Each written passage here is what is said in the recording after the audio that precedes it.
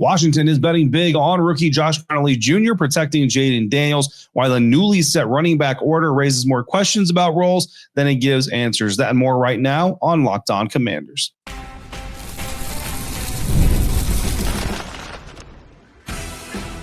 You are Locked On Commanders, your daily podcast on the Washington Commanders. Part of the Locked On Podcast Network, your team every day. This is Locked On Commanders. I'm David Harrison, your guy on the ground covering the Washington Commanders for WUSA 9, right here with you 5 days a week. You can also find me writing about the Commanders at Sports Illustrated's CommanderGameDay.com. You can follow me on X at DHarrison82. I want to thank you for making Locked On Commanders your first listen or your first view. And to the everydayers out there, a special thank you to all of those who come through for every single episode. If it's your first time here, welcome to game week of 2025. Appreciate you coming through. Hopefully you like what you hear and you come back again real soon. Coming up on today's episode, we're going to break into the Washington Commanders' first depth chart of the season, week 1, coming up against the New York Giants. The depth chart released on Tuesday afternoon. So we're going to dive into that, what it means, and we're also doing a mailbag episode. A lot of questions pertaining to said depth chart. All of that coming up on today's episode of Locked On Commanders, a proud part of the Locked On Podcast Network, your team every day. And today's episode is brought to you by Mazda. Just like there's more to every player, more dedication, more attention to detail, there's more to a Mazda vehicle. Stay tuned later in the episode for highlights and this week's Mazda Move the Game Forward moments of the week. Of course, the most important position battles of camp were on the offensive line and in the backfield, especially after Brian Robinson Jr. was traded. And the first official depth chart gives us some clear, if not surprising, initial winners of some of those battles. The new look offensive line going up against the New York Giants is going to be the first thing that we'll touch about here on this episode. The first official depth chart for Washington ahead of week 1 against the New York Giants has come out. We have not had the opportunity to speak to Dan Quinn or to Cliff Kingsbury or to Joe Witt Jr. For that matter about any of it yet. So everything we're talking about now is just going to be based off of our own observations and what we think might be coming. We'll get some clarification from Dan Quinn on Wednesday afternoon. So obviously, crucial home opener for the Washington Commanders, division rival, all of that stuff. It's a home game in a season where you play more road games than you do home games. So you definitely want to take advantage of those home games. Last season, the Commanders swept the Giants 2-0, posted a 7-2 record at home. So you love that. Their best home record since 1991. And establishing is not a word. Establishing the line of scrimmage is going to be the key to getting a 1-0 start, right? Every week, these guys want to go 1-0, establishing the line of scrimmage. You've heard me say it time and time again, everydayers. If you haven't, then you're probably not an everydayer. That's okay. Become an everydayer. You'll hear me say this plenty of times. Trust me, it's hard to be a good team when you're bad in the trenches. It's hard to be a bad team when you're good in the trenches. Josh Conerly Jr., the starting right tackle for your Washington Commanders, at least according to the depth chart. Again, we'll get any clarification that is needed from Dan Quinn on Wednesday. First round pick. Out of Oregon, left tackle in Oregon, has made the transition to right tackle, winning the job, getting a huge vote of confidence from the staff, from his coaches, from his team, especially heading into a divisional matchup against the New York Giants, which for everything they haven't been able to do over the years, they are a very good defensive front. Guys like Brian Burns, Dexter Lawrence is up front, not really going to worry about him if you're Josh Conerly Jr., but you get the point. Abdul Carter, which look, we talked about this in the draft process.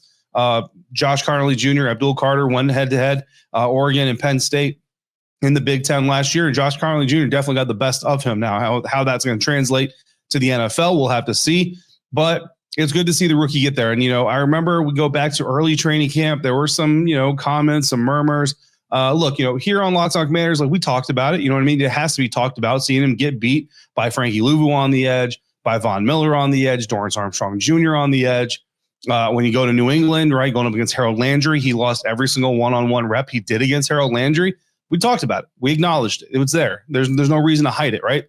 But the contextual part of the conversation is also this is a rookie in his first training camp going up against a future Hall of Famer, a second-team All-Pro from last year, a guy in Dorrance Armstrong Jr. that we've talked about time and time again, getting a lot of pressure, a lot of presence in the backfield against seasoned NFL right tackles.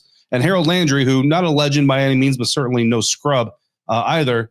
Those are tough matchups to draw, and they're only going to make him better. As we got further into training camp, as we got further into the preseason, we only saw Josh Conerly Jr. grow, and I'm proud to say, not because I was right. We all love being right? But I'm not saying it because I was right. I'm saying it because it just kind of proves the points be patient. Don't judge a first round pick, any rookie, by what's happening in July. Don't even judge them by what's happening mid-August.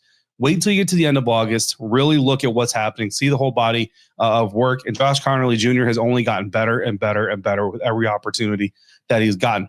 I still thought going into our most recent episodes, I still thought this team was likely going to go with an Andrew Wiley, Josh Conerly Jr. rotation at right tackle. And look, that could still be the case. So that takes us to the next battle, on the roster here. Right guard, Nick Allegretti and Andrew Wiley. And when you look at this, when you look at the depth chart, what really stands out here is that right guard says Nick Allegretti or Andrew Wiley. And I think this is kind of significant because I think what it does is it does leave the door open for, Josh Conerly Jr. is going to be the guy listed up front there, but it doesn't necessarily erase the possibility of a rotation. Remember, last year, Brandon Coleman was listed as the starting left tackle. He and Cornelius Lucas still got a lot of rotational work.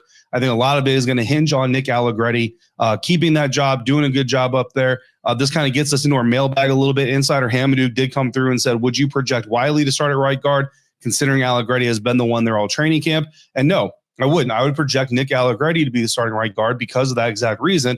He's been the one getting all of those reps. Now, this week, we'll go into practice Wednesday, Thursday, Friday. If there's a change there, I'll let you know about it for sure. But I think, Nick Allegretti is the more athletic interior offensive lineman between the two guys. Not saying that Andrew Wiley can't get out there and pull or do those types of things, but Nick Allegretti just kind of is that guy for this line right now. So I think that's the reason they want to give him kind of those first cracks at it. And then while Andrew Wiley's not starting at right guard, that gives him the opportunity to potentially rotate in and out with Josh Conerly Jr. Josh might be the first guy on the field, but that rotation could still happen, right? So I think that's just something important to digest. We'll see how it develops during the week. Topic number 2 here for this part of the depth chart, decoding the running back room. Is going to be another tricky thing that we're all going to spend all week looking at. Running back depth chart is set. The number 1 running back on the list, Austin Ekeler. Number 2, Jeremy McNichols. Number 3, Chris Rodriguez Jr. Number 4, Jacory Croskey-Merritt. And if you paid attention to our 53-man roster projection, I told you that's exactly how I listed them. Literally oldest to youngest. But I also told you, I don't think that's indicative of who's getting touches, who's not getting touches. I still think that as long as these guys are active for game day, they're all going to get involved there. I think they're all going to have a role. They're all going to have situations they get in the game.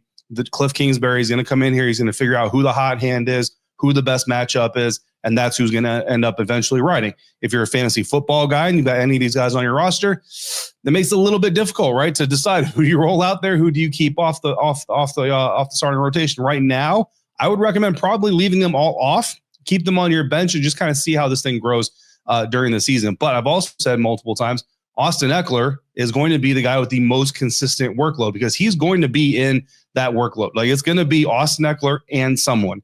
Who that someone is, that's what we've got to figure out. And I think that's going to be almost a week-to-week thing until one of these 3 guys really just comes out and takes the job. Nobody's going to be given it. So I wouldn't worry too much about it. Now, the thing to consider here is there are game day inactives, right? They don't take 53 players into every game active. So with 4 running backs, there is the potential that one of these running backs is inactive from a week-to-week basis. Who that's going to be, again, I think it's going to matter, 1, on health. We know Jacory Croskey-Merritt has been dealing with that shoulder issue. However, Dan Quinn also said in the Baltimore Ravens preseason finale that was a regular season game, Jacory Croskey-Merritt, Bill, would have played. It was because it was a preseason game that he didn't. So, take that with a grain of salt. But there is a possibility that one of these 4 running backs is inactive. There's also a possibility one of the 4 tight ends is inactive. There's a lot of linebackers that could be inactive, right? So just keep in mind, I think right now, early in the season, especially from a fantasy perspective, you're probably going to want to keep these guys on the bench until you see how it shakes out. So great story with 7th round pick, Jacory Croskey-Merritt. Obviously, Paul came through. Insider Paul said, wow, I would have thought at least Rodriguez would be running back number 2. Honestly, Paul, everybody else, I don't really think the actual order is all that important, other than the fact that, yes, Austin Ekeler is going to be involved in this thing from the jump. McNichols, he's a veteran. Pass pro should not be understated with Jeremy McNichols. That's why he was active for 17 games last year. Has some decent receiver ability. Chris Rodriguez, definitely a between the tackles type of guy. Also has a little bit of receiving ability that's only growing. So I think they all have kind of a little bit of a role. Dr. Wonderful, Michael, Hamadou, Joy, and others all wanted to say, it's Ekeler's backfield, clear number 1, line share, planned progression, hot hand, all that stuff. Ekeler is going to be the guy that gets the most work, but all of these guys have an opportunity to get in there in the mix. So again, a lot of insiders want to know about that. That's the best answer I can give you right now, which I know does not solve everything, and especially from a fantasy aspect, doesn't solve anything. But unfortunately, that's going to be one of those times where fantasy and real life just don't necessarily mix. So the battles in the trenches in the backfield are fascinating, but the decisions made in the wide receiver room and the ones that could still be coming might be even more telling by this front office's plans. That's coming up next on today's episode of Locked On Commanders, part of the Locked On Podcast Network, your team every day. Today's episode of Locked On Commanders brought to you in part by Mazda, and this is Mazda's Moving the Game Forward, brought to you by those who believe it's not just about playing the game, it's about redefining it. When you look at this Commanders team, the moments that are moving the game forward aren't just about one single play, but the future being built right now. Look at rookie 7th-round pick Jacory Croskey-Merritt locking down a roster spot at running back, or first-rounder Josh Conerly Jr., who, is going to make the roster, but also goes out there and grabs a starting job. These aren't just depth pieces. They're potentially foundational players who are going to redefine expectations from day one, moving all the way through 2025 and beyond. Because these moments do more than win, they push what's possible. They remind us to go that extra yard, shift into that extra gear, and keep the game moving forward. That's what keeps fans and players and the Commanders and you and me all moving forward, always chasing that next great moment. When you follow what moves you, the unexpected is only the beginning. And just like there's more to every highlight, there's more to every Mazda vehicle. Mazda, move and be moved. When the opening whistle blows on a new repair, get your crew moving forward with Supply House. This episode of Locked On Commanders also brought to you in part by Supply House. Order today and see parts on your doorstep tomorrow. Over 280,000 plumbing, HVAC, and electrical items from the most trusted brands in the business. We were just talking about how critical it is to have the right guys on the offensive line. It's the same on any job site. You can't be waiting for a crucial part to arrive. For a project to succeed, you need all the right pieces, and you need them right now. With Supply House's next day delivery, your project's O-line will never break down, and their real-time inventory and honest lead times keeps you from having to punt on your projects, while their industry-leading customer service always has your blind side covered. A whole lot of football analogies for you. Join the free TradeMaster program today and score serious perks like priority shipping, lower prices, and a dedicated support line. Visit supplyhouse.com and sign up for free. Use the promo code SHNFL5 for 5% off your first order. That's supplyhouse.com. Real people, real service. While the depth chart gives us a picture of the current wide receiver room, the real story might be who isn't on the roster and who could be potentially joining it very, very soon. The current wide receiver core and return game and influencers here, Luke McCaffrey is listed as the backup to both Terry McLaurin and Noah Brown. So he's going to have multiple opportunities to get on the field here. Rookie receiver out of Virginia Tech, Jalen Lane, is the primary punt returner when you get into that part of the depth chart. Deebo Samuel is the primary kick returner, although as we know, 2 returners on the kick returns. Luke McCaffrey is listed as the second kick returner, so I don't know if that means Deebo Samuel and Luke McCaffrey are going to be out there together. Again, that's going to be something we'll ask Dan Quinn about on Wednesday. Look, if Austin Ekeler is going to be expected to carry a bigger workload than before, then potentially that could be the situation. They want to keep Austin fresh to be that running back, so we'll see there. But Luke McCaffrey also listed as a backup punt returner as well. So again, you see just more examples of Dan Quinn. He talked about it there at the end of the preseason, Luke McCaffrey's contributions on special teams, not just as a return specialist, but also as a tackler, as a cover man, things like that. Insider Merle came through with the question, will there be enough pass attempts this year to make all the receivers happy since Cliff is emphasizing the run game? Yeah, I think so. I think that actually part of the emphasizing the run game, which I don't know if we're going to emphasize it as much or even more to a dramatic sense than they did last year. But remember, Deebo Samuel is a guy who can take reverses. He can take, handoffs and just line up in the backfield as a running back. So those are going to be touches for a quote unquote receiver. Noah Brown, not a selfish guy. Terry McLaurin, certainly wants his touches, wants his targets, but not from an aspect of, I need the spotlight on me. I need to do this thing. Just because he knows that he's one of the best players, if not the best player on this team. It's okay to be aware of your skill level. And he knows that getting him involved is also what's best for the team. Cliff Kingsbury knows that as well. Last year, during the moments where teams were taking Terry away, he even said, that's on me. I've got to find a way to get 17 involved sooner. And much more often, this thing runs through 17. We need to get him involved. So there's nothing wrong with acknowledging the importance of somebody getting their touches. But I'll tell you right now, Terry McLaurin's not a guy who simply gets mad about not getting touches just for the sake of not getting touches. If Terry McLaurin has no catches, no yards, no touchdowns. And when they win by 40, and you look back in the game and you say, man, because they were quadruple covering you, we did all this other stuff over here. He's like, yeah, let's do it, buddy. Like that's a great day in the office. You know what I mean? Not every week, right? But here and there. So I think while the run game is going to be a focus, right? Look, they were third in the NFL last year. So again, like how much more of a focus it was already a focus, right? Cliff Kingsbury's system does use a short game as extension of the run. So Debo certainly can get some touches there. Jalen Lane also going to get some touches there. And then with his playmakers, McLaurin, Samuel, Jaden Daniels' arm, plenty of opportunities. I think winning obviously is going to make everybody happy as well. So as long as what they are doing and the touches they are getting is leading to success, everybody's going to be just fine. There's also the improbable 10.3 completion percentage from Daniels to McLaurin for a touchdown in week 3 against the Cincinnati Bengals last year, a pass that should not have been completed yet was. So they're also going to take those big opportunities. And look, when you come down with a pass like that has less than an 11% chance of being successful, I think that feels pretty good. You know what I mean? If you're on the receiving end of that. Turning back now to the mailbag, insider Robbie says, of all the people who were cut, who was the 1 or 2 you wish the team could have kept? So I'll be honest with you. I think most of the cuts were pretty much to be expected, but the 2 that I would say that kind of surprised me are going to be in tandem: veteran receiver Michael Gallup and rookie receiver Jacory Brooks. For one, I thought Michael Gallup showed a little bit more than guys like Chris Moore, KJ Osborne. He was banged up during part of the offseason, preseason build-up, you know what I mean? But when he had the opportunities, I think he made some really nice grabs. I thought he kind of did enough. Jacory Brooks, as far as like keeping a young guy on the roster over maybe some of these other veterans who have kind of had their opportunity to really go out there and grab the brass ring, I thought Jacory did a really good job. And the surprise didn't come in that either of these guys was necessarily cut. I knew they were definitely on the bubble, right? It was more so if they kept a 6th receiver, which Michael Gallup was the 6th receiver on my initial 53. Now, Michael Gallup was also the first receiver cut from this group, so I would have been wrong there either way. But once Michael Gallup was cut, I was like, all right, 6th receiver. I think Jacory Brooks has a really good chance at this thing. Now, he ends up on the practice squad as well. So I think that was kind of my biggest surprise, that they kept 5 receivers instead of 6. Now, of course, they could also go out there and make a move and get a 6th, which turns us to insider TJ, who came through and said Kendrick Bourne, asked about Kendrick Bourne's status and who gets released to make room if he gets signed. So, you know, you want to add that 6th receiver if you're the Washington Commanders. It looks like they're going to go ahead and try to do that. Kendrick Bourne came in Tuesday for a workout, former New England Patriots receiver, former San Francisco 49ers receiver, originally entered the league as an undrafted free agent, was signed to the 49ers in 2017, which also happened to be Adam Peters' first year in San Francisco as well. Adam Peters, John Lynch, Kyle Shanahan, all arriving to San Francisco in 2017 together.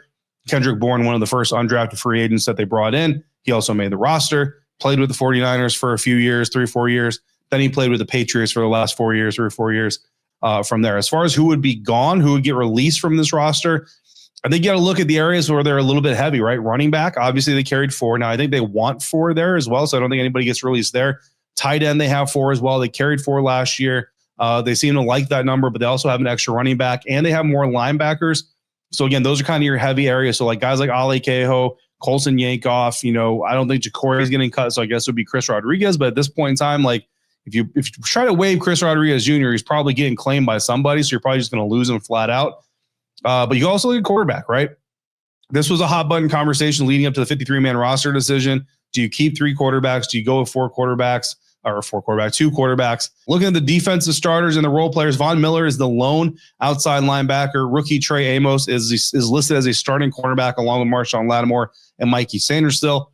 Insider David asked if I think Mikey will be more of a threat playing inside. It's really kind of hard to tell. We didn't get a lot out of him inside last year. I know he's got the athleticism. He certainly has the football IQ, and his aggressiveness off the edge as a blitzer out of the slot is really intriguing. I have confidence that Mikey is going to be really good in the slot, but I can't promise you that he's going to be really good. With the depth chart pretty much settled, at least for now, it's time to look ahead at some of the other bigger questions facing the Commanders, from contract extensions to handling the pressures of being a contender. All of that coming up next on today's episode of Locked On Commanders, part of the Locked On Podcast Network, your team every day.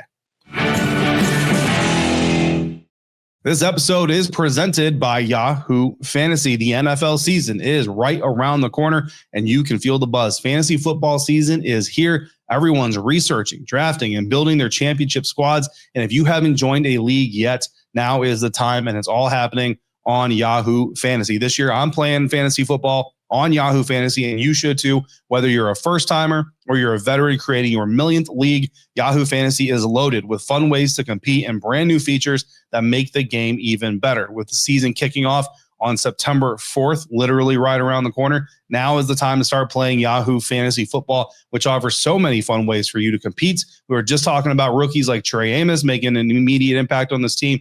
Getting key playmakers that help your squad, absolutely imperative to building a championship squad. So get your crew together and go head-to-head in a private league and prove your scouting skills are the best. The NFL season kicks off September 4th, so don't wait. Start your league now. Draft now at yahoofantasy.com/LockedOnNFL. That's yahoofantasy.com/LockedOnNFL. Today's episode is also brought to you in part by FanDuel. The NFL season is almost here, literally just a day away if you're watching this on drop day, and FanDuel is making sure you're ready for kickoff with a can't-miss offer. Right now, new customers, you can bet just $5, and if that first $5 bet wins, you will get $300 in bonus bets to use anywhere on the FanDuel app. I love using FanDuel because you can get into the action for every single player. Super user-friendly. We were just talking about the Commanders' defense and rookies like Trey Amos stepping up on the depth chart. On FanDuel, you can bet on props like the Commanders' total sacks or whether or not they'll get an interception against the New York Giants. If you're wondering if Deebo Samuel will score the first touchdown of the game, you can bet on that too if you have an opinion. It makes every single snap of the game that much more exciting. So when you're ready to play, download the FanDuel app. You can do that by going to FanDuel.com, download the app, and get started. Again, that's FanDuel.com to place your first $5 bet to get your $300 in bonus bets if that first bet wins. Now that we've broken down the depth chart, the first official depth chart of the Washington Commanders 2025 season, it's time to tackle the big picture questions that will define the success of this Commanders season. And just in case you're wondering, the positions we didn't mention, the depth chart is exactly what you would think it's going to be. Jaden Daniels, obviously, is your starting quarterback. Defensive line, Javon Kinlaw, Daron Payne, Dorrance Armstrong Jr., Michael Dietrich, Dietrich Wise Jr. out there, Frankie Louvu, Bobby Wagner, right, so on and so forth, Quan Martin, Will Harris.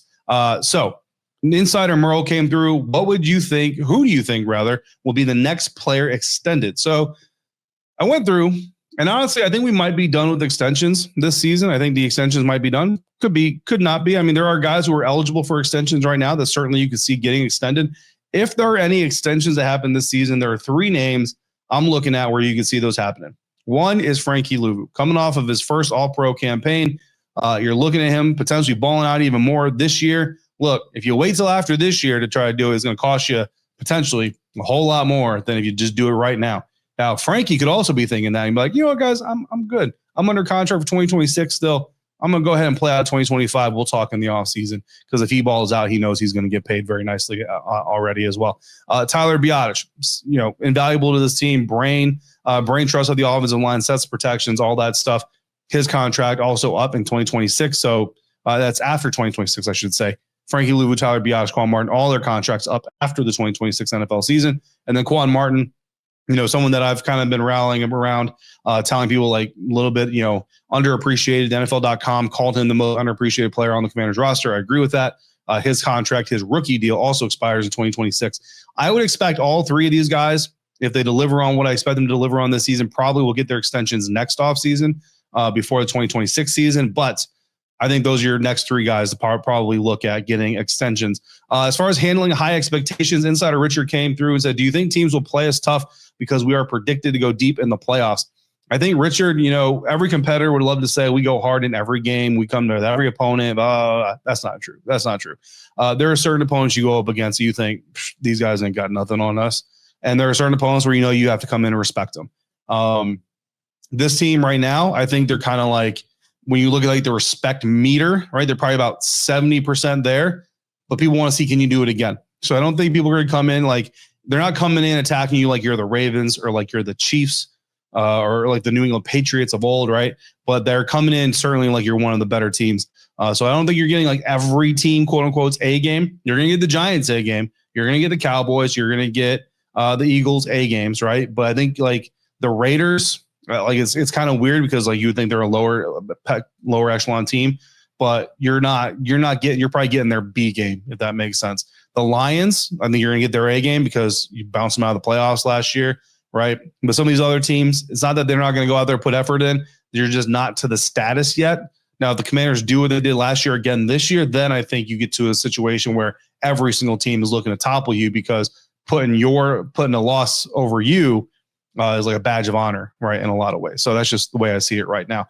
We have been told week 1, Washington Commanders hosting the New York Giants, sold out, fully sold out. Every chair, going to have a butt in it. Can't wait. Want to see you all holding your W-shaped pretzels high in the air. Proud to be a Commanders fan if you're going to the game. That's going to do it for today's episode. Next time on Locked On Commanders, I'm excited. Patricia Train of Locked On Giants and I are going to come through with our first crossover Thursday episode of the new season. In the meantime, if you've got questions for future mailbags or comments, all you got to do is text me directly by becoming a Locked On Commanders insider. Go to joinsubtext.com/LockedOnCommanders to do that today. For your next listen, check out the Locked On NFL season previews on Locked On NFL. Every division winner, breakout contenders, an 8-episode series can get you ready for everything this NFL season on Locked On NFL. And oh, by the way, Wednesday afternoons, Tony Wiggins and I on Locked On NFL as well. To the everydayers, I see you every day. I appreciate you every day. I thank you especially for coming through again today. Until next time, if you're out and about, please stay safe, be kind to one another. We'll talk again real soon right here on Locked On Commanders, part of the Locked On Podcast Network, your team every day.